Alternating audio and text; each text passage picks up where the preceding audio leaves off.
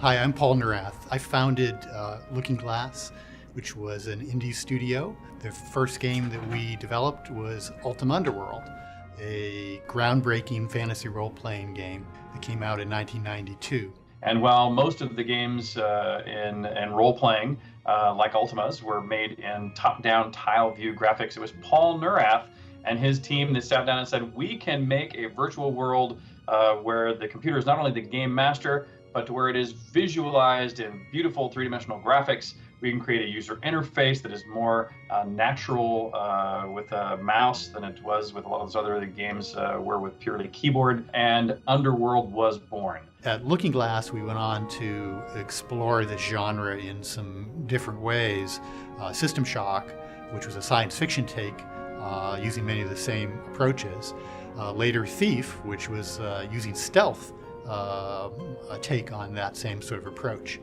But we also influenced other game designers who were creating games like Deus Ex, BioShock, Skyrim.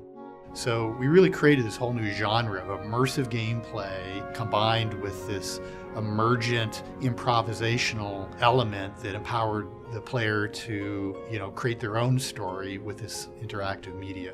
Underworld's approach to game systems and simulation is central to our philosophy of keeping things in the player's hands, giving up authorship for ourselves and giving it to you. The other reason I'm excited about working with OtherSide on this new Underworld is for the opportunity to take this kind of game forward into the future. As in the original Underworlds, you're going to be the avatar, a human from this world, magically transported to the fantasy realm of Underworld.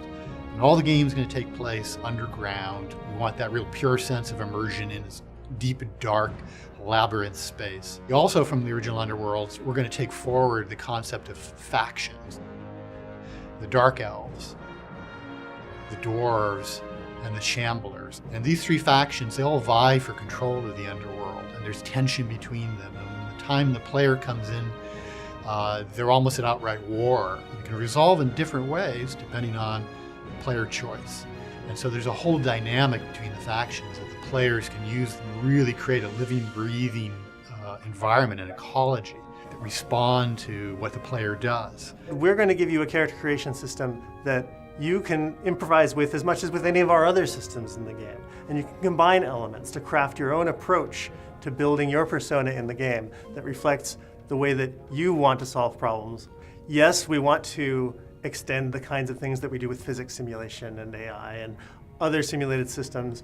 We're also looking at other opportunities that were cut short when Looking Glass closed its doors. So why bring Underworld back now? Well, it so happens that Underworld and Underworld 2, the publisher put them in the deepest vault and they were gone for a generation. But only now we're able to find a way to bring it back out as an indie studio, as OtherSide. Crowdfunding gives us the opportunity to bring this kind of game back.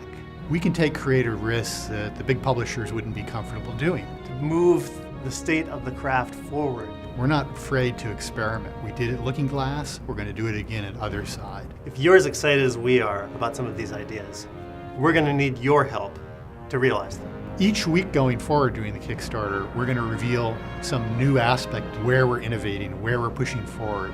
And we'd like to invite you to join us on this journey to try to reinvent, yet again, the fantasy role-playing genre. With your help, we'll make this happen. We don't know exactly how it's going to come out, but it's going to be a blast.